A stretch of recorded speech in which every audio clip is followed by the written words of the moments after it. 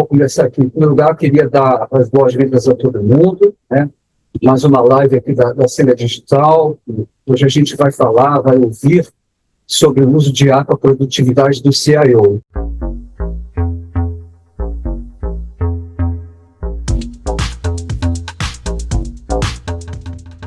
Para isso, a gente chamou o Maurício Longo, né, que tem uma longa história de tecnologia e um case pessoal super interessante nesse assunto. O Maurício, ele é executivo de TI, passou por empresas como Web Negócios, Bematec, TOTAS, Stone, é escritor de mais de 10 livros sobre desenvolvimento de software, sistemas operacionais em IA, e ele está atualmente empreendendo em conteúdo de consultoria em IA. Bom, nada mais adequado do que isso, né? Então, legal. A ideia minha aqui hoje, né, é falar da IA na prática, né? Tem muita coisa que a gente ouve falar o tempo todo e a gente só ouve falar disso hoje em dia, literalmente o tempo todo, desde o dia que eu comecei a preparar a apresentação no final de semana para agora, teve acho que mais de 5 lançamentos do Claude Code, que é o que eu uso no meu dia a dia, e N outras. Hoje, por exemplo, eu estava explorando o Hermes Agent, que é um parente daquele OpenClock, todo mundo fala direto, eu vou passar um pouco por isso mais à frente aqui. A ideia é focar na prática, né? Como o Sérgio falou, né? Maurício Longo, passei já por muitas empresas aí como executivo de tecnologia, hoje empreendo nessa área, vamos dizer assim, de conteúdo e consultoria em IA. Eu venho mexendo com esse negócio desde aquele primeiro momento, o ChatGPT, lá em final de 22, né? Então, passei muito pela parte de criação de imagem, quando estava começando com o Midjourney. Eu cheguei a até fazer isso, começar a falar como uma forma de terapia, porque você ficava ali imaginando as coisas, imagens ali que iam aparecendo e tal. E hoje em dia é uma coisa muito prática, né? Eu vou mostrar para vocês aqui como eu uso particularmente e como pode ser aplicado em N tipos de coisas do dia a dia da gente hoje, né? Sem questões mirabolantes de que vai fazer qualquer coisa possível imaginar para você, mas ao mesmo tempo também sem questões de ficar imaginando que isso não serve para nada e faz tudo errado, né? Então, o que provavelmente vocês já sabem, né? IA generativa responde perguntas. Hoje, por exemplo, eu não uso mais o Google para praticamente nada, eu vou tudo pesquisar no Grok, tá? Que me dá um resultado mais rápido que o Google, muito mais detalhado, e não vai me dar link, vai me dar a resposta que eu quero, e se eu quiser ele vai me dar os links. Escreve e-mail, resume texto, são coisas que a gente vê há muito tempo, né? E ajuda desenvolvedores a escrever código mais rápido, e esse é um ponto onde a balança pendeu muito fortemente a partir de novembro do ano passado, tá? Até setembro, vamos dizer assim, as minhas experiências pessoais com geração de código geravam alguma coisa interessante, mas nada pronto para usar. Podia ser um acelerador, mas não nada pronto para usar. Diferente do que acontece hoje em dia, né? O que eu gostaria que você levasse daqui? Que a IA generativa não é mais simplesmente uma interface de chat, que deixou de ser também uma ferramenta para programadores. A gente vai ver aqui, na verdade, como uma ferramenta para programadores pode ser aplicada para coisas muito diferentes de apenas isso, né? Porque só isso. Agora ela pode efetivamente ser uma camada de colaboração entre você e suas informações, seus documentos. Entender que quem conseguir ter a visão de como fazer uso disso na prática, começa hoje a repensar como faz as coisas, né? Como faz as coisas pessoalmente, como faz as coisas profissionalmente. Essa dinâmica, como eu falei, no dia que eu comecei a fazer a apresentação no final de semana para hoje, sei lá, mais de 5 lançamentos do Claude Code. Até setembro, a geração de código, era legal, mas não resolvia, de fato, problemas. Hoje resolve, tá? Eu vou mostrar para vocês aqui. O que a IA consegue fazer está evoluindo numa velocidade absurda. Então você tem as coisas que você sabe que a IA consegue fazer legal, são coisas que você já vai hoje fazer uso. Por exemplo, você quer fazer uma imagem para botar lá no seu post, você vai ali no ChatGPT, pede para ele criar uma imagem, você vai no Grok, pede para ele criar uma imagem. Essas são coisas que todo mundo sabe que você consegue fazer com inteligência artificial hoje. Minha mãe sabe. Mas o que ela conseguia fazer há 2 meses atrás, não é o que ela consegue fazer hoje. Na verdade, o que ela consegue fazer hoje é razoavelmente além do que ela fazia há 3 semanas atrás. Eu vejo isso no meu uso diário e eu passo a maior parte do meu dia falando com pelo menos 3 IAs diferentes. Tem horas do dia que eu estou com 6 diferentes abertas, trabalhando em diferentes coisas ao mesmo tempo. E eu sinto isso, cara, de uma semana para outra, a diferença do que está acontecendo. Então, a gente tem que saber o seguinte, o balão, vamos dizer assim, que define o que a IA consegue fazer bem, ele está inflando, né? A área de superfície está aumentando, o volume que está ali dentro está aumentando, e o que faz diferença para você, de fato, vamos dizer assim, é você conseguir entender aonde está essa área de superfície agora. O que é que você consegue fazer com isso hoje, né? Essa área, eu diria que a cada 90 dias ela se transforma bastante, transforma quase que radicalmente. Hoje, o que é importante de entender é que muitas das falhas da inteligência artificial não parecem mais falhas, né? Antes você tinha uma alucinação óbvia, ela escrevia uma coisa que não fazia sentido, né? Tinha uma lógica que você não conseguia, você passava o olho e você via que estava errado, né? E hoje não é mais o caso. Hoje ela te dá um raciocínio bonito para uma coisa errada. Ela consegue passar por testes com um bug que não é fácil de ser percebido. Aí não é nenhum, vamos dizer assim, é um erro natural dela como um erro natural do ser humano, não é nenhuma peculiaridade, vamos dizer assim. Você, quando desenvolve um software, você introduz erros, né? E se você conseguisse pegar todas, eles não estavam lá. O caso da IA, na verdade, é um caso muito semelhante. E esse é um princípio importante a gente ter em mente. Se a gente olhar para a IA como uma pessoa, a gente vai estar melhor preparado para entender o que pode dar errado e o que pode dar certo. Porque diferente de um programa, vamos dizer assim, um programa de software normal, que é determinístico, tem um conjunto de instruções a ser seguido, a IA não é determinística. Ela comete erros como nós cometemos erros. Os seus processos com a IA precisam levar em consideração que ela comete erro como a gente comete também. Esse nível de detalhe e a própria evolução faz com que a gente possa estar trabalhando hoje em volumes muito maiores do que a gente fazia há um ano atrás.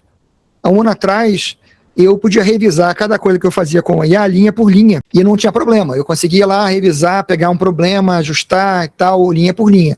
Hoje em dia, eu passo por tanta coisa e eu gero tanta informação a partir de outras informações que isso não é prático. Então, por exemplo, hoje eu trabalho com vários modelos em paralelo que auditam o que está sendo feito. Então, ao gerar um documento, eu rolo auditorias sobre esse documento para validar que as informações estão corretas, que não foram colocadas informações que não devem ser colocadas, que não foram usadas expressões que não devem ser usadas, etc. E ainda assim, vão existir os momentos em que é preciso uma pessoa para dar um aval final. E saber aonde está esse ponto, né, até onde você consegue ir só com a IA, e aonde você precisa que o ser humano entre para poder dar aquele toque final, esse é o skill, vamos dizer assim, que você precisa estar constantemente trabalhando, porque aquilo que a IA consegue fazer sozinha está aumentando, tá crescendo. Se eu estivesse tentando fazer da mesma forma que eu fazia meu trabalho há 6 meses atrás, hoje eu não estaria fazendo metade do que eu estou fazendo. Como eu fui ajustando o meu método de trabalho, entendendo o que eu podia passar para a IA, entendendo como eu podia garantir que o resultado que ela estava me entregando estava dentro de um padrão qualidade melhor e refinar ele, eu consigo chegar no ponto onde, de fato, eu posso, dentro do tempo que eu tenho, passar por onde eu tenho que passar e pegar o que eu tenho que pegar. Então, esse é uma coisa que toda equipe que trabalha com IA precisa ter a entendimento, né? Hoje a gente não é mais uma questão de você pensar em como fazer um prompt, é você entender que você está, teoricamente, operando na fronteira. Porque a fronteira é onde você tem o maior ganho, você está levando o que a IA consegue fazer até o limite do que ela consegue fazer, e você está desenhando como é que você faz o handoff da IA para o ser humano entrar naquilo que só ele pode fazer hoje. Né? E tem que conseguir recalibrar para entender que todo trimestre, hoje, daqui a pouco vai ser a cada bimestre, depois vai ser todo mês, você tem que redefinir onde está a fronteira. Né? Porque a fronteira vai avançando, né? Sem parar. Na visão original, tudo isso acontecia dentro de um chat. E essa é a visão que a maior parte das pessoas tem ainda sobre a IA. Você entra num chat e você trabalha só ali dentro. Mas o que é, vamos dizer assim, a fronteira do uso de IA, ela já passou desse ponto há muito tempo. Você não trabalha mais só com um chat onde você cola um texto, você pede para ele olhar o texto e tal. Hoje você pode trabalhar com documentos que a IA entende com grande facilidade e que você consegue também trabalhar com eles com facilidade. Então é o que eu chamo agora, a gente vive a era do Markdown. O que é o Markdown? É um formato de texto puro, com algumas convenções de formatação que qualquer editor meia boca que existem diversos, consegue interpretar e renderizar para você, uma formatação bacana, mas que você escreve com texto puro. Né? Aí eu botei na tela 2 exemplos, um lado eu tenho, vamos dizer assim, o que a gente chamaria do fonte Markdown, e do outro lado ele renderizado, então o joguinho da velha ali, a tralha mostra um heading, se são 2 é um heading 2, né? Se você bota os asteriscos, ele transforma em negrito. É muito simples para você, como pessoa, escrever e interpretar, e ao mesmo tempo é um formato nativo para IA. Todas elas geram isso nativamente. Tá? E todas elas têm grande facilidade para entender isso. Então, por exemplo, o Claude usa esse formato para você poder ensinar ele skills, habilidades. Por isso mesmo, isso foi adotado depois pela OpenAI, foi adotado pelo OpenClaw, como uma forma padrão de você entregar. Os skills seriam como se fossem uns procedimentos padrão, vamos dizer assim, para IA usar. Então, é um formato nativo para IA e é um formato fácil de você trabalhar. Você pode criar o documento no Notepad, se você quiser, sem nenhuma dificuldade. E por que o Markdown, em vez de outras coisas? Porque é muito simples e é muito mais prático para IA. Tá? Por exemplo, você tem um documento em HTML, você tem um documento em PDF, isso carrega um monte de informação de formatação, layout de página, etc., que para IA processar, ela tem que ler isso tudo e descartar. Hoje, vamos dizer assim, o que define o seu custo, vamos dizer assim, usar IA, é quanto é o seu consumo de tokens, que são a forma como ela processa, vamos dizer assim, a informação. Então, a contagem de tokens é mais ou menos de 4 tokens para 3 palavras, vamos dizer assim. Então, é 25% mais do que a quantidade de texto que você tem num texto. Mas se você insere um monte de formatações, etc., isso tudo vira token também, que ele vai ter que entender e separar para poder trabalhar. Quando você trabalha com um formato simples como esse, você não está agregando um overhead de processamento para ele. O processamento se torna mais rápido, mais barato, mais eficiente, vamos dizer assim, e ao mesmo tempo muito fácil de você conseguir trabalhar com a informação. Então, ao mesmo tempo, por ser um arquivo texto puro, é fácil você usar um software de controle de versão para você garantir a versão dos seus documentos.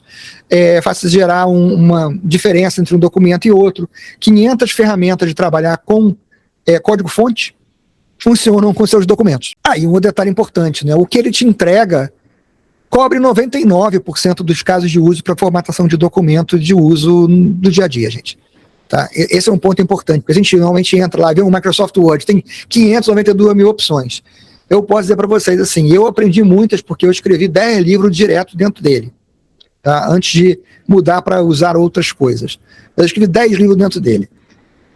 Eu nunca usei mais do que talvez 40% das funcionalidades, isso porque eu era um power user, porque eu escrevia livro.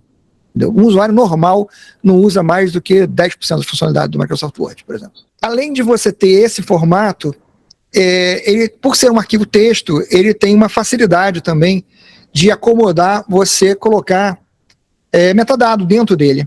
Então, a Anthropic, que faz o Claude, padronizou aqui para os documentos que o Claude ele usa de referência, ela insere um cabeçalho em um formato YAML, que é um formato feito para configuração, arquivo de configuração, Essencialmente, você tem um exemplo aí na tela mostrando um metadado de um documento que seria um contrato, tá, para locação de um imóvel, por exemplo. E é muito fácil, os editores de texto ignoram isso, essencialmente.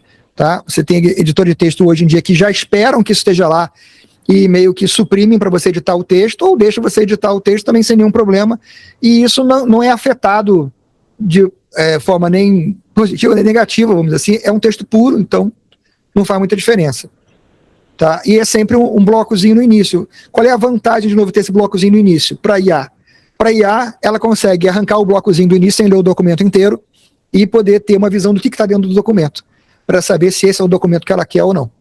Tá? Então, mais uma vez, eficiência na recuperação e eficiência no consumo de tokens para processar a informação. Vem um lado interessante, né? Eu trago aqui dois opostos aqui extremos. Primeiro, uma interface caractere tradicional, terminal, e eu posso dizer para vocês, eu, como alguns de vocês, passei pela época em que o terminal, né, a linha de comando era a interface do computador, né, e por isso mesmo eu não gosto dela. Eu sou daquelas pessoas que quando eu pude passar a usar a interface gráfica, eu achei o máximo e eu não tinha saudade nenhuma da linha de comando. Até de certa forma, por isso eu demorei um pouco a migrar o meu uso da IA para essa forma, mas hoje eu faço 95% do meu uso de IA através da interface terminal. Por quê? Porque a interface terminal, eu particularmente, eu uso Cloud Code, tá? Mas tudo que eu vou falar aqui você consegue fazer perfeitamente com o Codex da OpenAI. Você consegue fazer perfeitamente de dentro de uma IDE como cursor, usando o modelo que você escolher lá, ou usando uma plataforma open source como o OpenCode, com modelos open source ou com modelos de outras empresas, modelos locais, sem nenhum problema. E eu vou entrar mais nos benefícios extras disso aí daqui a pouco, mas no caso aqui eu trouxe uma linha de comando ali, se vocês olharem, eu tenho um texto, não sei se dá para enxergar na tela, mas eu estou pedindo para ele criar uma ilustração em formato SVG a partir do texto do guia demo, que é um documento, um Markdown. E eu não especifiquei como é que eu queria o gráfico. Eu simplesmente falei para ele pegar uma imagem que ele tinha criado dessa mesma forma, quando eu tinha dito para ele criar a partir do documento, e esse aqui eu estou pedindo para ele fazer uma versão mais escura do gráfico. E do lado vocês podem ver duas imagens, aquelas duas imagens ali, a versão mais clara e a versão mais escura, todas as duas foram resultado de uma linha de comando como essa aqui.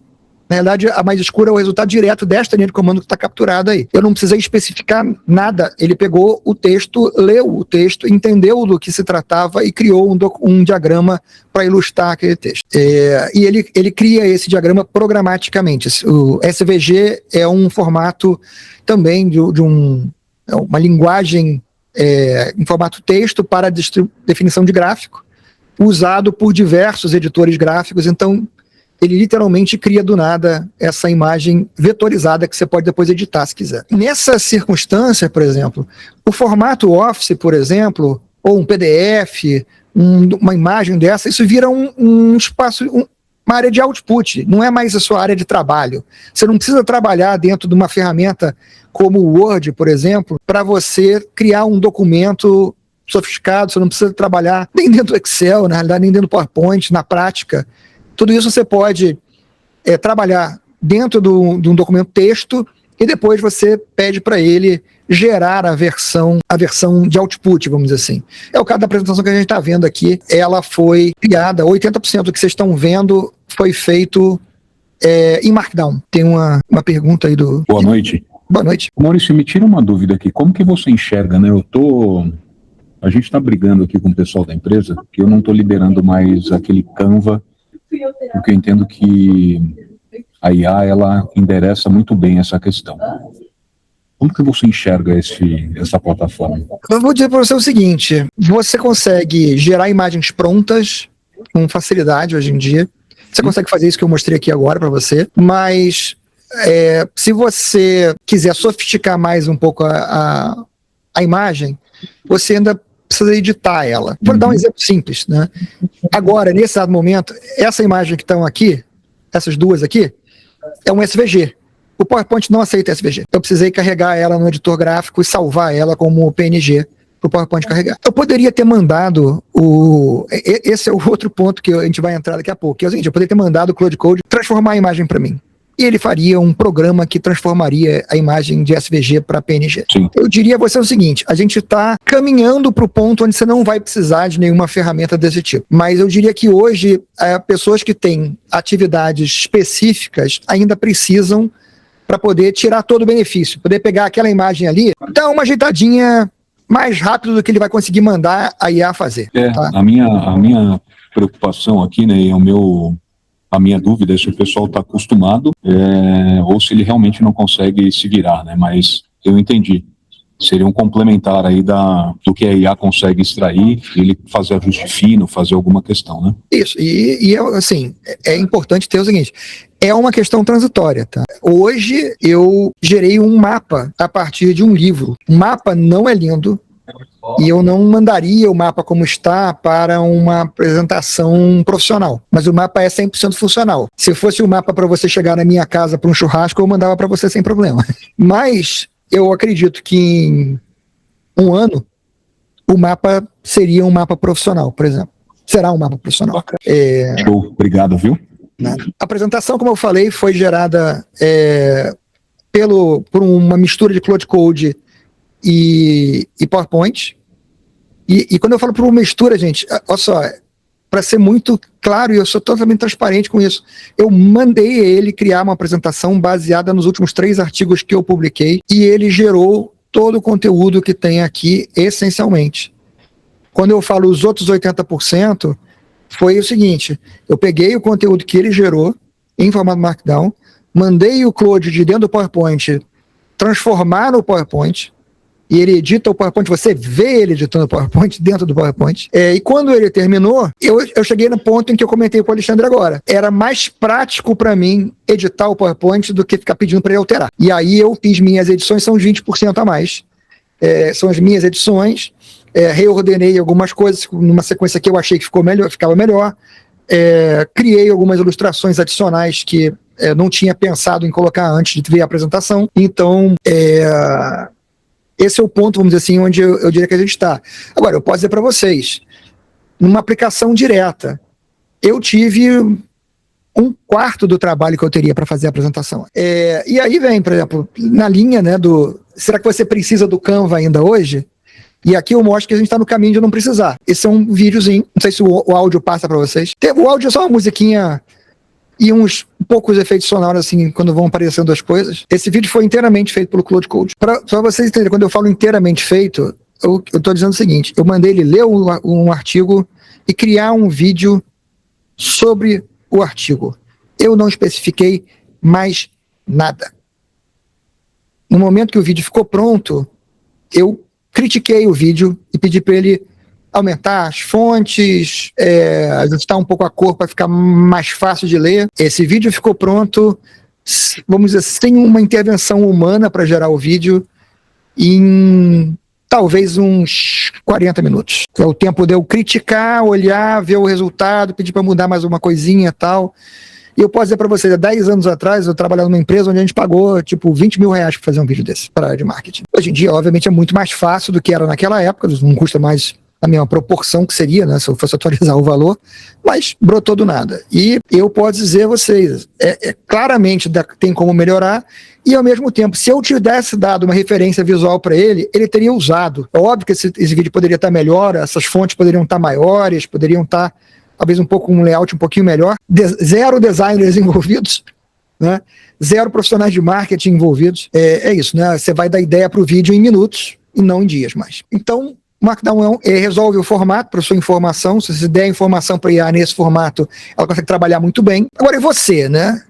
Eu acho que no momento que você está trabalhando com essas informações, isso é uma coisa muito importante, quando você passa a trabalhar com documentos como contexto e não mais o que você cola lá na IA, você consegue ser muito mais produtivo do que você consegue fazer.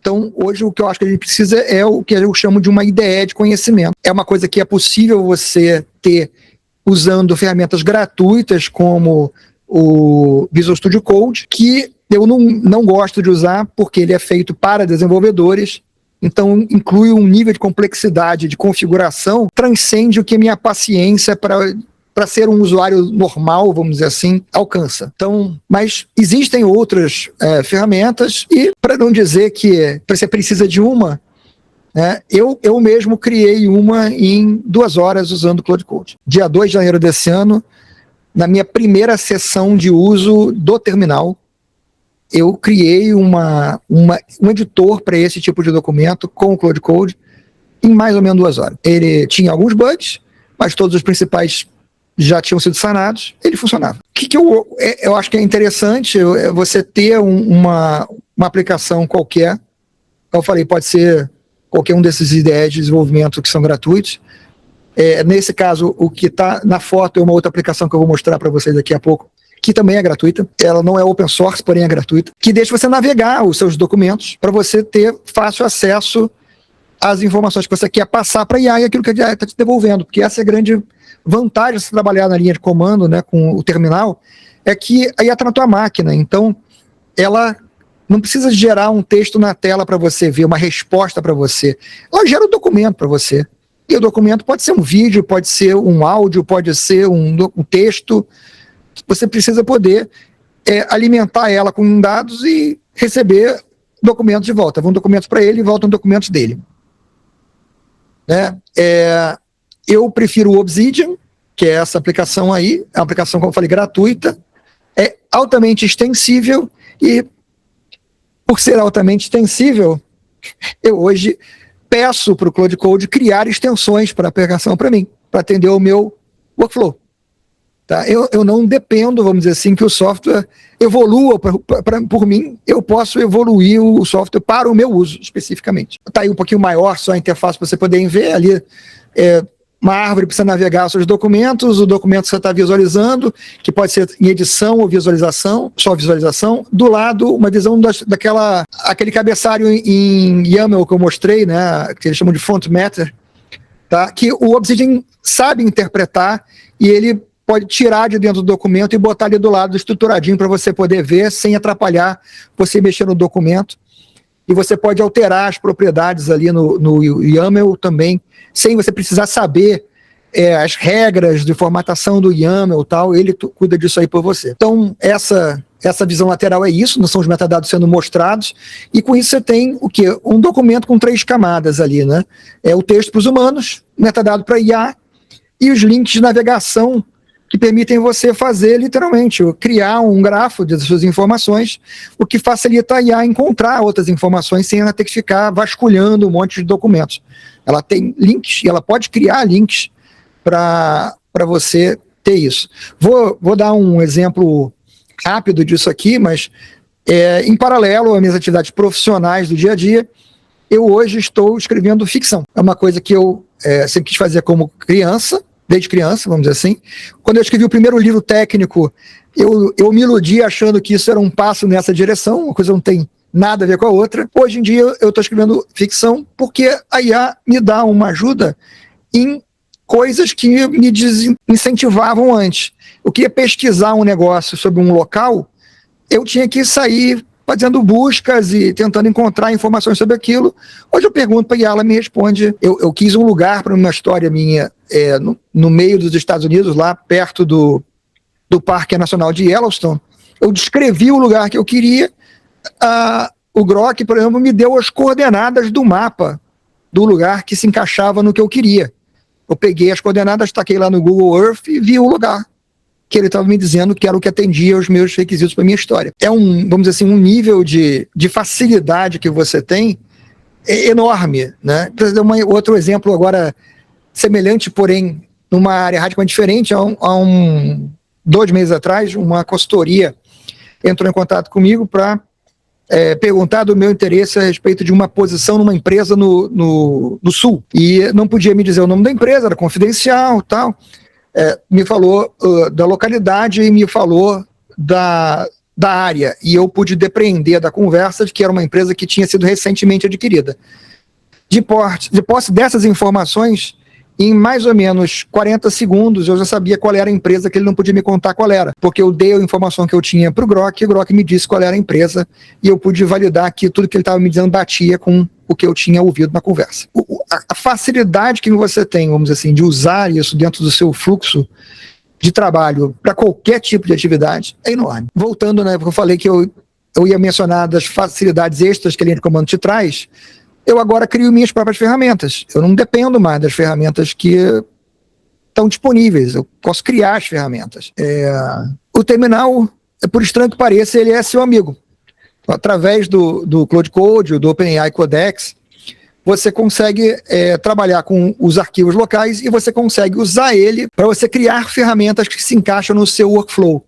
Então, por exemplo, eu usei Cloud Code para criar uma ferramenta que me permite discutir um documento com ele. Então eu posso fazer como está escrito ali, por exemplo: por favor, abra o modelo de contrato na pasta de modelos, na interface Doc Coworking. A interface Doc Coworking é a ferramenta que eu criei com ele. E prepare-se para receber anotações, que é para ele ficar escutando o que está acontecendo lá.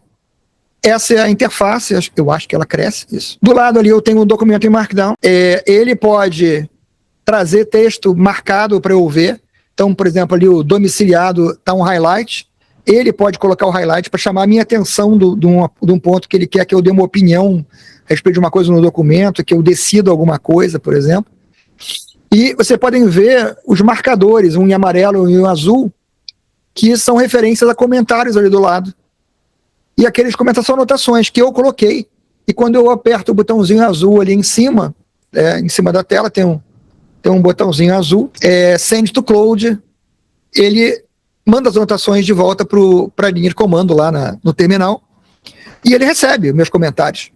Tá? E esses comentários podem ser coisas do tipo: usa esse nome aqui, ou pega os dados daquela empresa ali e tal, e ele vai trabalhar em cima daquele documento com os comentários que eu dei, que eu escrevi ali no comentário.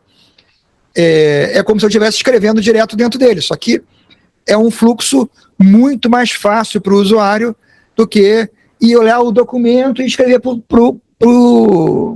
a interface. Olha, no parágrafo depois do título tal, altere tal. Não, você vai ali, você marca e você fala: nesse lugar aqui, troque por isso aqui.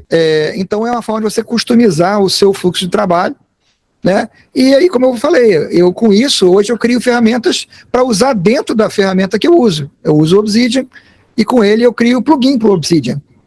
Então, dentro do meu trabalho de paralelo agora de escritor de ficção, se eu quero ver como meu livro está ficando, eu criei um plugin que gera o PDF de todos os capítulos do meu livro. Ou gera direto o EPUB para eu mandar para o meu Kindle, para poder ler no meu Kindle e ver como está ficando meu livro. Quanto tempo levei para fazer isso?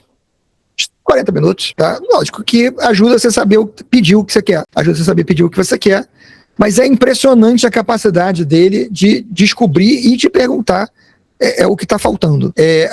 Você vai virar para ele e falar assim: me dá um RP aí, você consegue fazer coisas de alto impacto na sua produtividade. Então hoje eu construo minhas próprias ferramentas. Os últimos 3 meses agora, eu fiz 2 editores de Markdown, uma ferramenta de geração de PDF com capa full bleed, né, aquela capa que pega papel inteiro, né, tal. Um gerador de EPUB para carregar os livros no Kindle, um utilitário de tradução de documento, plugins para uso dentro do Obsidian e aquele editor que eu mostrei para vocês com os comentários para você usar, para você passar instruções sobre um documento para IA. Todas essas coisas são ferramentas que eu criei incidentalmente. Nada disso assim, vou fazer um projeto para fazer isso. Não, eu estava trabalhando, falei, precisava disso aqui. Abri um outro cara do lado e, vamos lá, abri uma outra IA do lado e botei a outra IA para trabalhar naquilo que estava me faltando com essa aqui.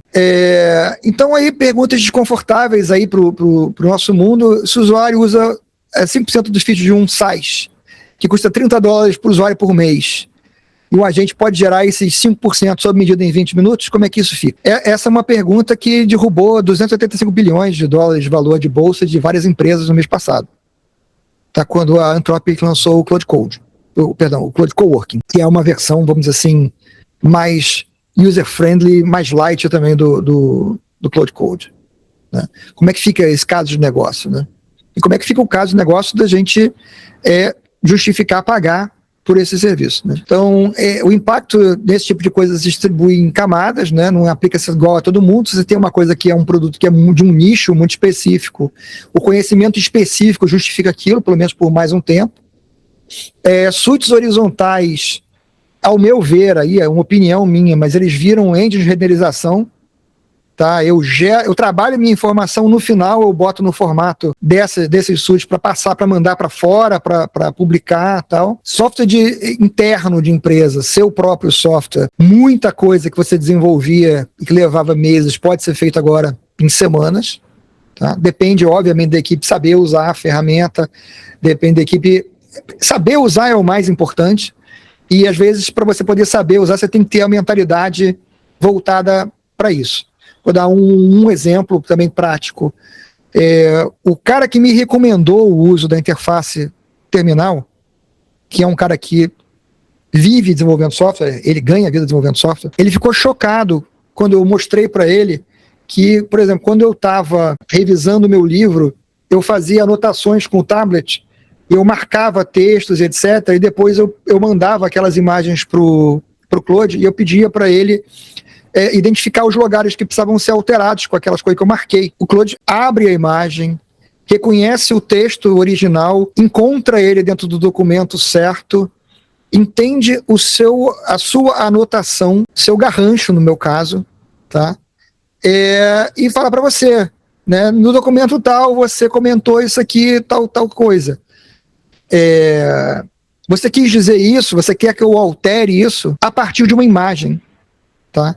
Uma imagem com um rabisco à mão. E esse cara, ele ficou chocado que você podia fazer isso. Eu falei, cara, mas você não pega uma imagem de uma tela e dá para ele para mostrar o erro que está acontecendo?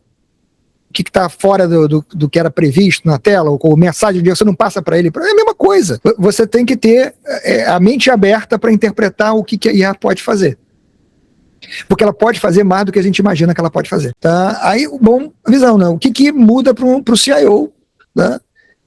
Compra de software é uma questão onde a gente tem que pensar agora bem como a gente justifica algumas coisas, tá? Coisas que eventualmente são justificáveis, pelo menos por enquanto, mas que talvez tenham que ser melhor explicadas para poderem ser justificadas, porque algumas coisas que as pessoas veem geram expectativas, né? O desenvolvimento interno, o custo de construir alguma coisa, ele cai drasticamente desde que você tenha clareza do que você quer construir.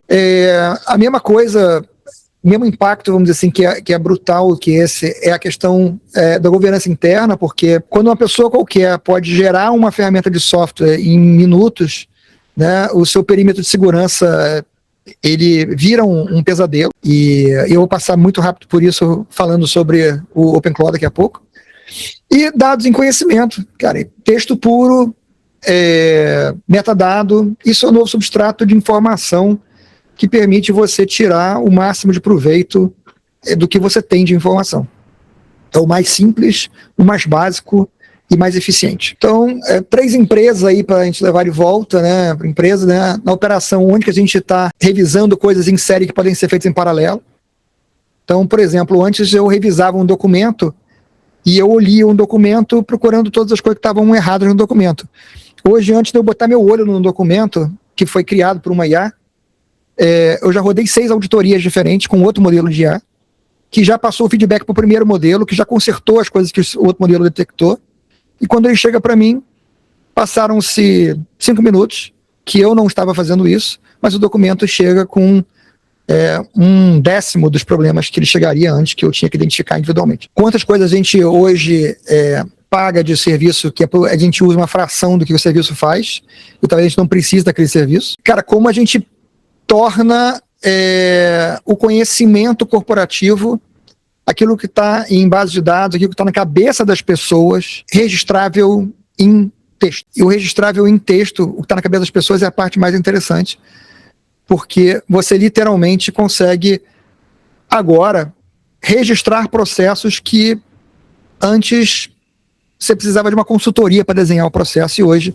teoricamente, você consegue descrever isso e, a partir de uma descrição, ter um processo formal criado que você pode validar depois em cima daquilo e que fica para sempre registrado e disponível para IA. Então, a IA generativa, ela saiu da janela do chat, ela saiu do editor de código, ela é de fato agora uma camada de colaboração, você consegue, e é o que eu falo para você, eu literalmente trato como uma pessoa, eu converso com uma pessoa, eu sou educado com ele como se fosse uma pessoa, sempre porque a gente pode imaginar que um dia ele vai bater na nossa porta, e de certa forma, até porque se você não for educado com ele, você corre o risco de amanhã não ser educado com as pessoas também, de tão natural que é você conversar com eles. Cara, isso leva você a ver que você tem muita coisa para redesenhar, e quem redesenhar depois não necessariamente vai pagar mais caro, mas pode acabar com custo de oportunidade.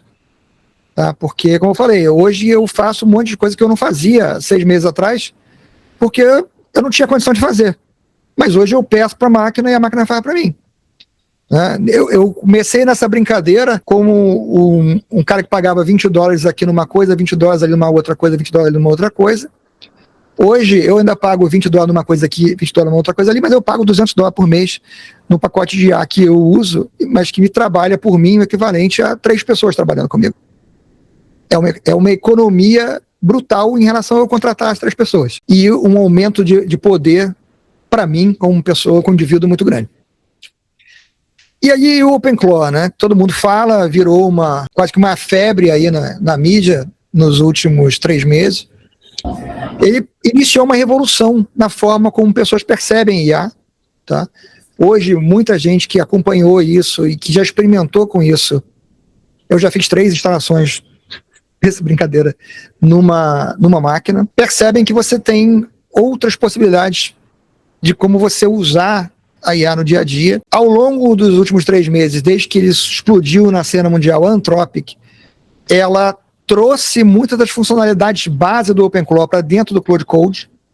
Então hoje você consegue, dentro de uma ferramenta mais controlada, uma ferramenta que não está sujeita diretamente, tão sujeita, vamos dizer assim, a um ataque quanto o OpenClaw está hoje, porque ele literalmente pede permissão para você fazer as coisas, enquanto o OpenClaw primariamente trabalha como uma IA livre, vamos dizer assim, liberta, com autorização de administrador na máquina onde ela está trabalhando. E esse caminho que a Anthropic está seguindo com o Claude, a OpenIA parece estar seguindo também, até ela contratou o próprio criador do OpenClaw, e parece ser a direção que ela vai seguir também com o Codex, ou com uma nova aplicação que inclui a funcionalidade do Codex, mas isso deve estar surgindo aí muito em breve. Né? Então, sobre o OpenClaw em si, hoje eu acho que nesse momento a Anthropic está dando um pau nele, no sentido de que ele é altamente ineficiente no uso de tokens. Então, se você plugar um modelo nele, caro, como por exemplo, o Claude Opus 4.6, a sua conta de uso de IA vai aos céus. Eu já vi gente que gastou mais de $4.000 no mês, com facilidade. A Anthropic bloqueou o uso de assinaturas, porque as assinaturas têm um grande subsídio, vamos dizer assim, que se baseia no fato que uns usam mais do que outros, né? Outros não usam quase. E então ele bloqueou o uso de assinaturas que força você a usar a API, que tem esses custos muito altos, se você quiser usar o modelo que é o melhor em interação humana hoje. Né? Hoje, por exemplo, eu chego a rodar 6 sessões simultâneas do Claude Opus dentro de um notebook padrão, normal, 16 MB de memória, sem problema, trabalhando aí com esses modelos como sendo colegas de trabalho, literalmente, cada um criando documentos, lendo documentos, um lendo o documento que o outro criou, eles invocando outros modelos, tá? E isso é uma coisa interessante. Eu uso a IA para chamar outros modelos de IA, para conferir trabalhos, para gerar relatórios a partir de dados que foram extraídos, foram gerados, muitas coisas assim. E aí você consegue usar modelos mais baratos para fazer atividades em que eles são bons, mas que são mais simples, vamos dizer assim. E é isso, gente. Isso é o grosso que eu queria mostrar. E para mostrar só uma brincadeirinha final, daquela imagenzinha, para a gente ter uma noção de onde a gente está indo com essa brincadeira, essa imagenzinha última ali do slide, né? E isso aqui é um videozinho. Tem um som, vocês não vão conseguir ouvir, infelizmente.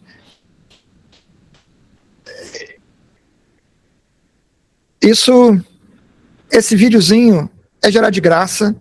a partir de uma imagem gerada de graça, numa plataforma que deixa você gerar essencialmente imagens ilimitadas de graça, e levou mais ou menos 20 segundos para ser feito, a partir daquela imagem que era a imagem do último slide aqui. Tá?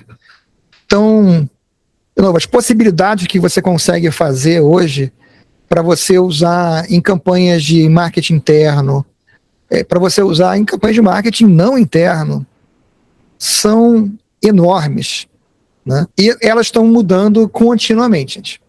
Muito rápido e muito continuamente. Então é isso. Se aí tiverem perguntas aí, tuas ordens. Acho que está mais do que bacana aí a experiência que você compartilha com a gente, Maurício. Te agradeço muitíssimo e espero aí que vocês tenham gostado também do vídeo.